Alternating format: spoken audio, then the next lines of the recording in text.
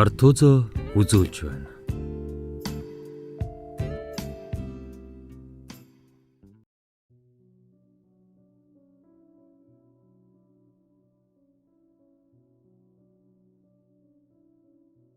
Зохиолч Агсарна.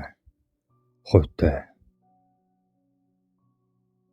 Үрийн гэгээ орчлон хорвоо гүйгүүлж тонглох сайхан өдөр эхлэв.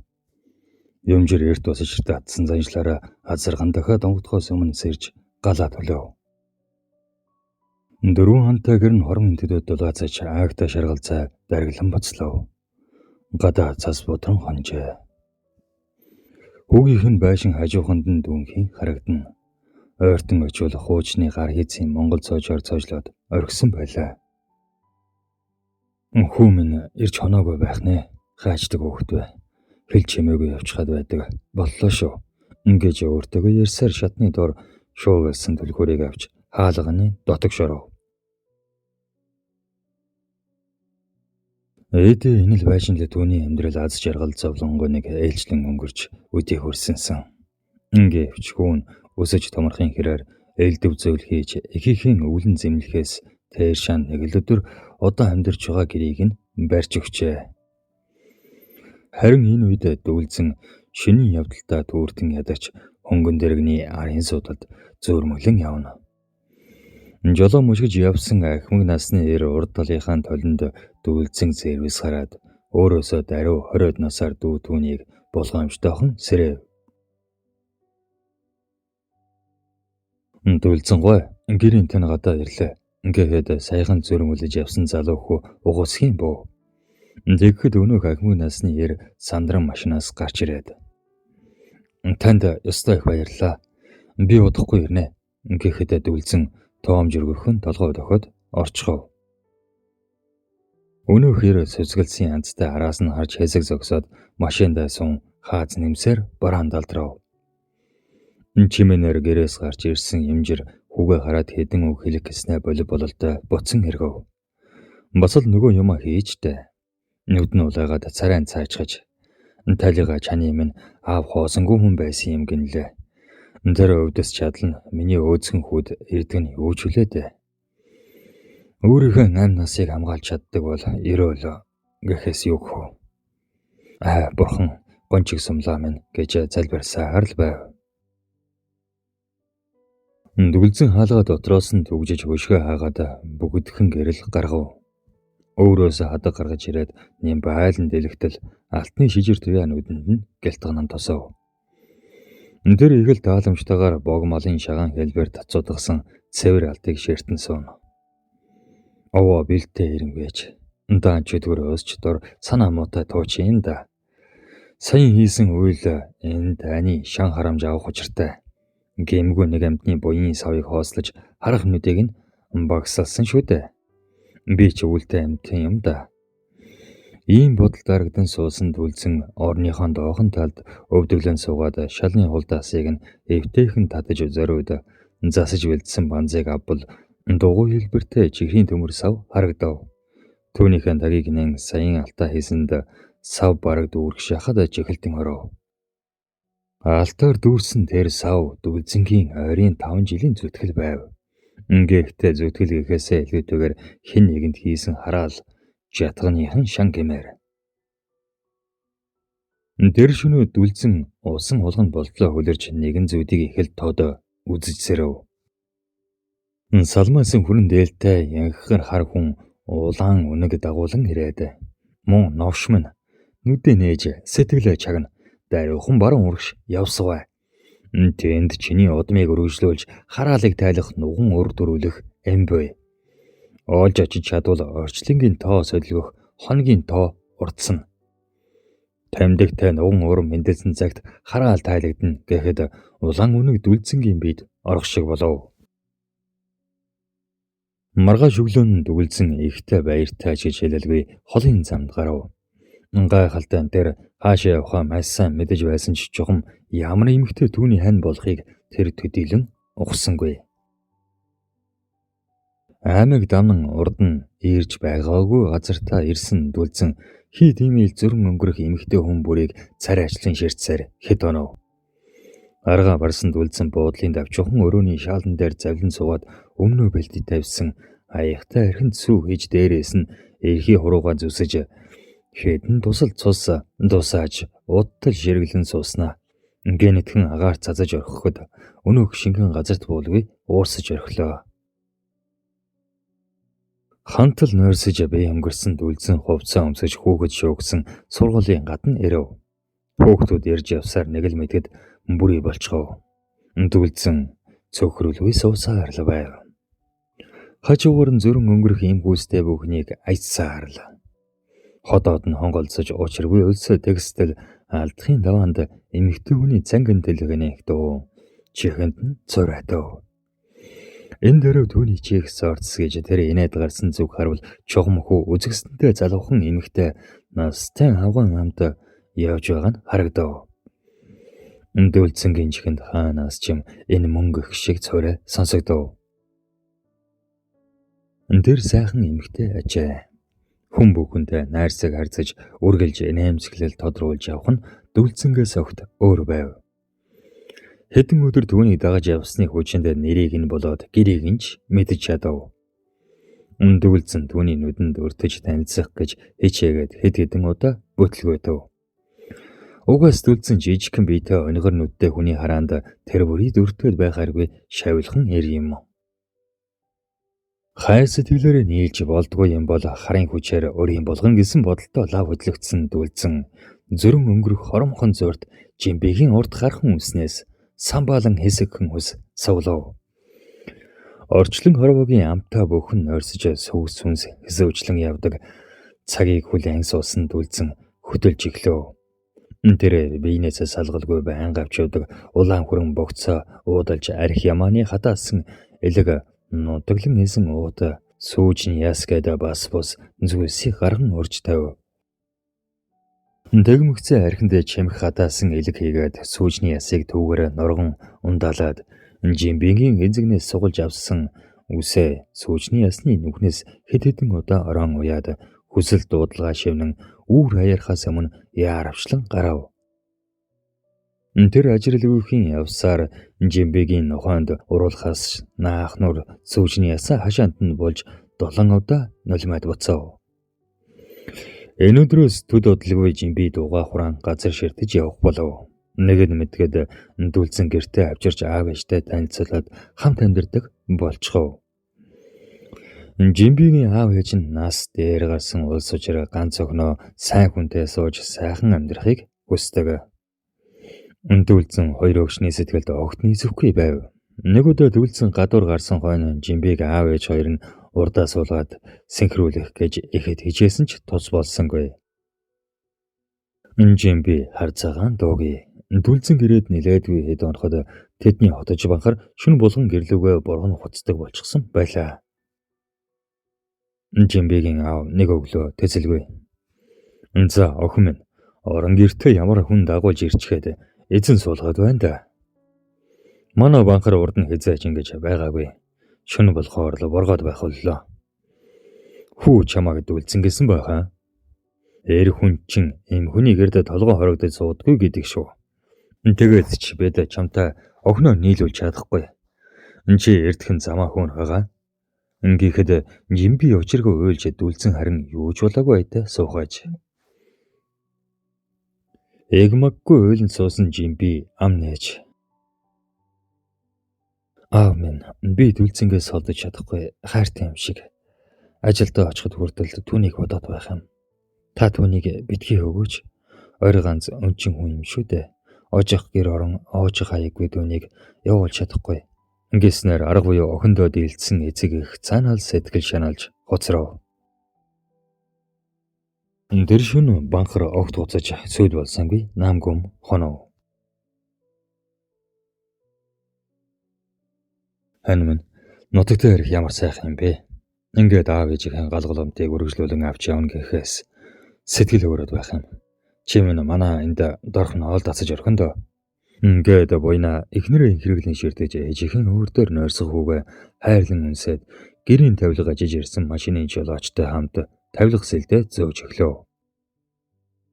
Энэ завсар гэрлээ хүүгээ түрдэг тэрэгэн дээр нь хэвтүүлээд хураасан модон дээр гарч хөршөөлийнхэн хашааг өнгийн харвал нам гүмхэн хүн байгаа шинжвэ. Хашаа нь бүртийг чоггүй зэвэрхэн тогтоо харагдав. Ингээд л нүднийх нь үзүрд байшингийн зонхны хөшиг үл мэдэг хөдлөн өөрийг нь хэн нэгэн ширтэг шиг болгоход сандарсандаа хоошоос аваад онолгүйхэн шиг доошоо буу. Буйна их сургууль дүүргэж хотод нилээд хэдэн жил банкны салбарт ажиллаж байгаад нутагтаа боцон ирж байгаа залуу юм. Жимбитэй нэг ангид сурж байсан төдийгүй түүнийг анхны хайрын эзэн хэмээн эхэд эрхэмлэн. Буйна гэрлээ хоёр ой хурж яваа хөөрхөн хөөтэй. Гэрээ тогжуулах шинэ ажилдаа дасах гэсээр 7 хоногийг үдсэн буйна сая амс гэж Жимбигийн гэрээр орж эцэг эхээс нь ялгаагүй байсан хоёр хөвгшөнтэй мэд мэдхээр цайны сүү жаалж улхан чихэр жимс барьсаар явж оров. Хашаанд нь ороход цонхны хөшиг хаалттай болооч байшингийн алга баг зэрэг завсартай харагдав. Нохооноос булгамжлан үүрлүүн харвал хатаж хорч ийсэн мууми айтай болсон нохооны хүүр харагдав. Гэнтийн харсан зүйлдээ цачурдан хэсэг зогссон ч байшинд оров. Ингээд л муухан тосох байшингаас шээс шифтер шиг зүйл үнэртэй хайж. Нүдээ дасгаж аажим харвал газраар дэвсэн удсан дээр эмэгтэй хүн хэвтэг хайж. Харин хоймрын авдар дээр хөгшний зураг мэлтийн харагдана. Чаастаа хэдийд хоёрын хоёулаа бурхан болчихвдээ. Надад юу ч сонсогдоогүй дээ. Ямар хачин юм бэ? Ингэж бодсоор Жимби хэмээн зөөлхөн дуудвал хариу алга. Гарахаар ирсэн буйна өөрөөсөө төв орчим намхан эртээ харц тулгарав. Тэрийн харц эхэл ширүүн төрөмгий харагдаж байв. Буйна айлд орж ирсэн хүн гэсэндээ эхэлж ам нэхээс аргагүй төрж. Сайн байна уу? Би танаа хурж саяхан үж ирээд хоёр хөвшөнтэй мэд их гэж ороод ирсэн юм. Ийм зүйл болсон гэж мэдсэнгүй яхав. Ингээд үлдсэн толгой өгөж. Зөв. Саяхан л араараасаа очоод өглөө хөргийс.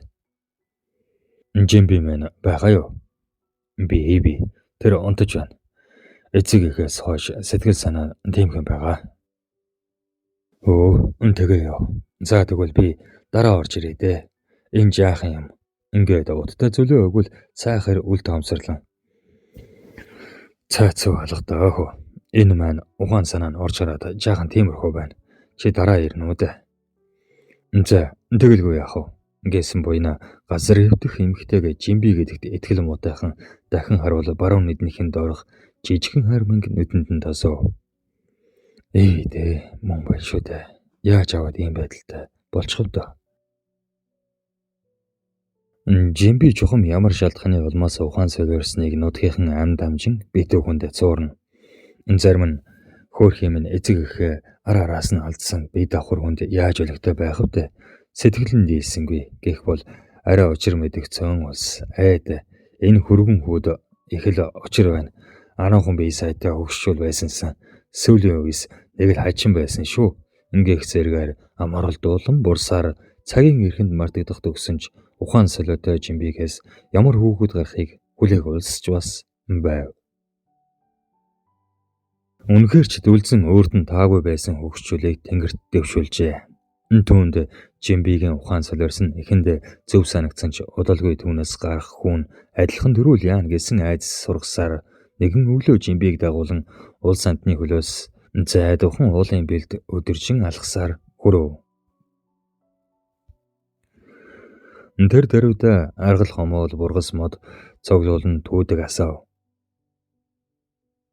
Жимби их галаас айн ширвэтэн дүлзэнг бараадан хийж байгаа зүйлийг нь нүд дагуулan харсаар сууна. Удалгүй дүлзэн өмнө асах их гал руу шартаас болоод хоньны сүл өргөхөд гал хөгжин уламж зүртээ асна. Цаг хэрэгтээ цан үйл хийсэн дүлзэн ямар нэгийг хүлээгмэд эзэгэн болгоод баруун зүг байсан 3 хэрэг нисэн ирж тэдний дээгүүр хэдэд хэргэлдэн гуйгалсаар зүүн тийш одохтой зэрэгцсэн Жимби цорхилтол уйлж түүний ухаан санаа цэлмэг мэд өнгөрсөн хэсэгхэн цаг хугацаа түүний өмнөр жирэлдсэн үзэгдэв. Хүний нүдэнд өртөөд байхааргүй шавилхан биетэй залууд нэг л мэдэд датагдан Ёс төрч бололгүй гэртээ дагуулan ирснээс хойш ажлаасаа гарч гэрээ мухар сахин суух болсон. Удалгүй эцэг эх нь өнгөрч орчлон хорвоо хөмрөөд ирэх шиг л санагдаж нэг л мэдхэд усан манан нүдийг нь бүргэж дотор нь харанхуйлаад ирсэнсэн. Харин одоо уулын ингэрд дүрлзэх их галын өмнө сүгрөө суучихсан бас бие давхар. Ерөөс амьдралд нь юу тохиолдоод байгааг тэр ойлгосонгүй ухаан алдаад унчхав. Чимби гэртээ сэрв. Танилд улаахан гэр чансан махны сайхан өнөр. Аав ээж нь оройн хоолой хийж байгаа юм шиг санагдахад бушуухан босож галын өрөөрөө очивол дүлцэн хөлсөн бурцаасан зуугны хажууд гур хилэлдэж суув. Өө, сэрчигсэн үү? Би бүхэл мах чанаж байна. Чиний бие хараахан тэнхрээгүй байгаа. Сайхан шөлөө аж. Ингээхтэн Жимби урам хугарсан аятаа орлууга эргөв. Санаа алдан хэвсэн Жимби гидсээ элбэж хизээдээ ийм том гидстэй болчихоо. Юм санах гээд хоосон цаас шиг юу ч толгойд орж ирэхгүй юм. Хөөх юм уу аав ээж хоёр минь даан чирт явчихлаа да. Энэ дүлцэнтэй би хэтэрхий урдан гэр бүл болчихоо. Эцэг эхгүй өнчин өрөөсөн юм гинүүлээ. Нэгэнд өрөвгөттэй болж асан юм хон аяавэ болоод амьдр төлөөхтэй.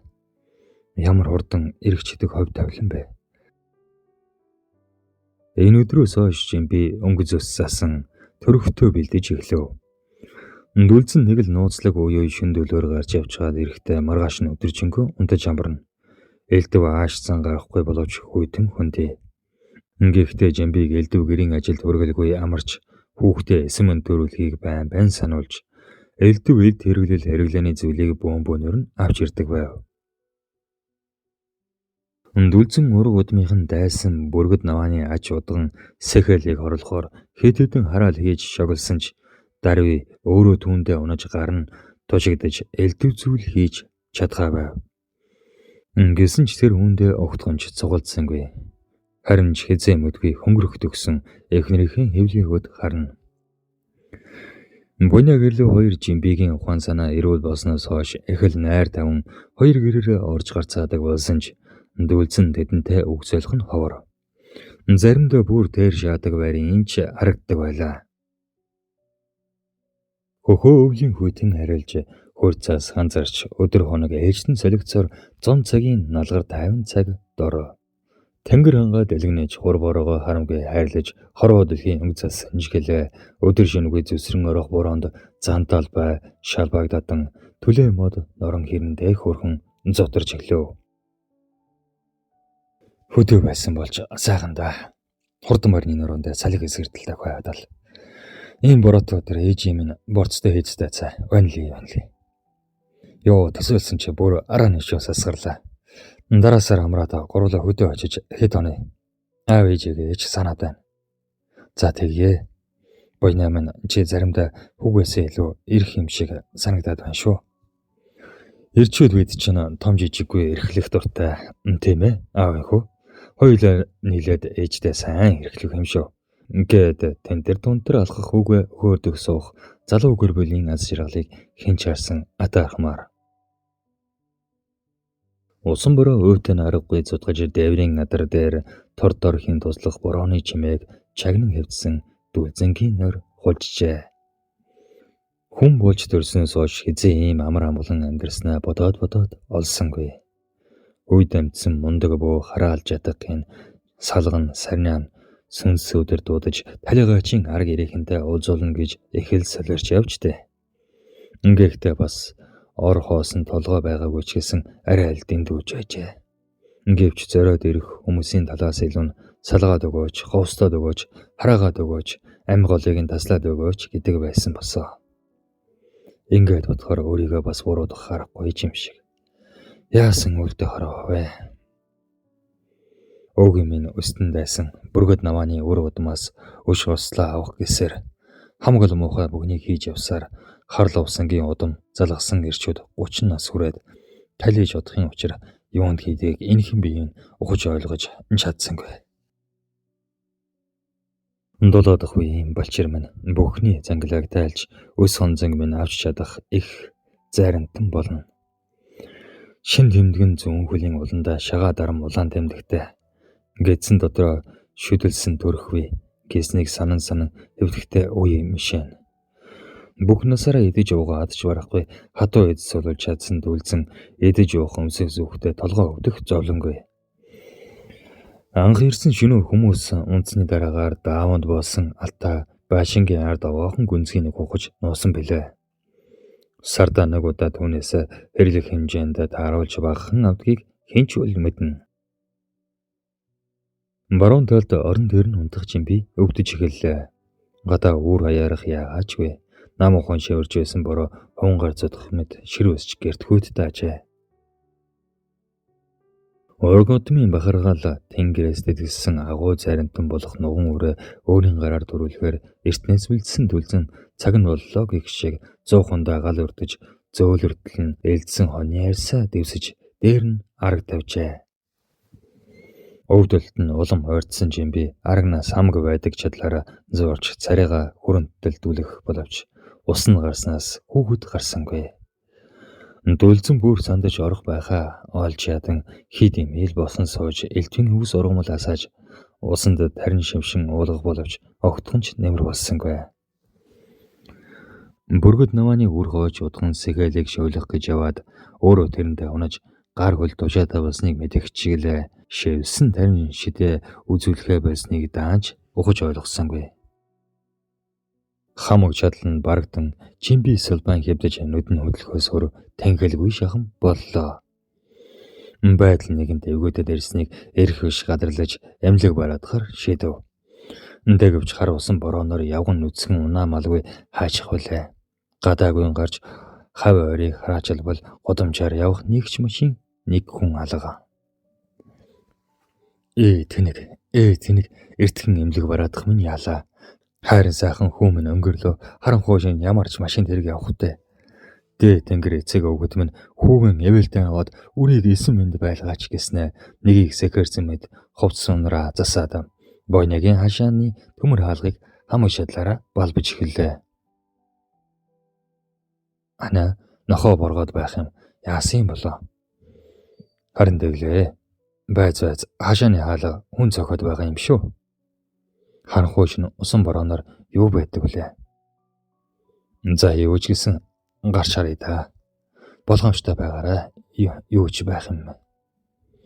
За энэ харин нэмгэн нойдон араас битгий гарчаарай. Бойны гадаа гарахад яалтчгүй хүн хаалгыг нь цохиж байлаа. Ойртож очихоос болгоомжлон чанхан дугаар хэмбэ. Хажуу айлын чинь хүн байна. Жимбигийн нөхөр дүлцэн байна. Дүлцэн гэдэг нэрийг сонсоод багахан эвгүй иргсэн бойна. За ямар хэрэг болоо вэ хөө. Нөгөө юу л да.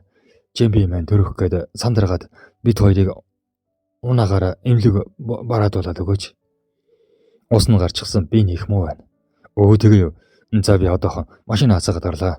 За ээгээл би тэгвэл гошоохон ороод жимбигээ хувцлаад бэлдэж бай. Бойно сандарсаар гэртээ ороод за хана жимби маань төрөх гээд өвдөж байна гинэ. Нөхөр нь эмнэлэг бараадуулаад өгөөч гэж гойж аавна. Бошоохон явуулгүй гориг нь би энэ тааруу байна гэсэн гайгүй байгаад. Одоо явах би цог явах уу? Хэрэгтэй юм бэлдсэн юм болов уу? Хань эмнэлэг төргөж өгчгөөд буцаад ирээ. Миний хань харин цааш үлний юм бэлдэж бай. Ус нь гарчихсан гэсэн. Жимбиг эмнэлгээс гарах өдөр нь дүлзэн ихэл ёс төртөө өгтөж ав.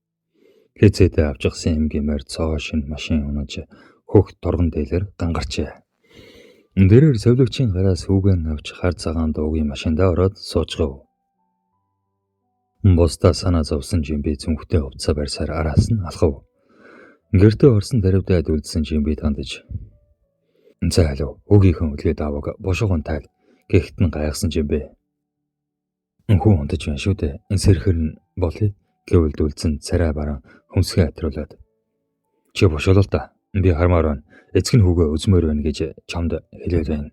Хэмээн хашгираад үнэгчлэн нойрсож байсан хүү цочин ойлгоно. Жимби дэрхэн хүүгээ авч аргатан тавшруулаад өлгөөг нь тайлгаад дүлдсэн амсгаагаа арай ятан тааж суув. Хүүгийн зүүн хөлийн уланд шагаа шиг хэмжээтэй улаан аминг байв. Үүнийг харсан дүлдсэнгийн санаа амрах мэд салсгийн бие тавирах мэд болоод магнаа дааварлаад хөлсөө арчив. Дүлдсэн Манай хүүгийн эмчнэр гэзэндээ хөдөлчихсөн байна гэсэн шүү. Чи хараа л да. Энэ хоёр хөөрхөн цахиур шүдийг нь нэрээ сони юм шүү. Шүд нь ургасан хүүхэд хэрд өрдөг юм бол доо. Үүнийг сонссон дүлзэн бүрж их баярлав. Тийм ээ. Удмын хараалыг тайлах нуган өрдүүллөө. Очиж надаас шүү дээ. Харл овсон өвгийн удмаас их хүн мэндэллээ. Нэгэнт өрмэн мэндэлсэн он би 30 нас хүрээд өгөхгүй лавтай. Одоо хүүгээл ээж шидэн бүрэлдсэн их заринтан болох нь зам мөрийг нь засах үүрэг надад ногдлоо. Бидний үе удам хэзэнээс хар тэнгэртэй байсан гэдэг дээ. Би ч яг уг авч бөө болоогүйч хар шийдгүүлэх чигтэг хоосонгүй толгой байсан. Хүү минь бошуухан өсөж томроод тэр муу сэхэл ингэж даварсан хинч биш болгоосоо үлээ. Цаг хугацаа урсан өнгөрсөөр Батуулаа хүү 5 нас хүрв. Үүнтэй зэрэгцэн дүүлцэн 30 насны босгон дээр ирлээ. Хүүдэн тийм гээд хэлчихмээр онцгой шинж юус тодорохгүй ил байлаа. Дүүлцэн хүүгээ цаг үргэлжид хажуунасаа салгалгүй дагуулдан элдв зөөлдсөн хан сурахын хажуугаар бүргэд намааны өр удмыг үр үндсээр нь таслах ёстойг байн сануулсаар л байдаг байв.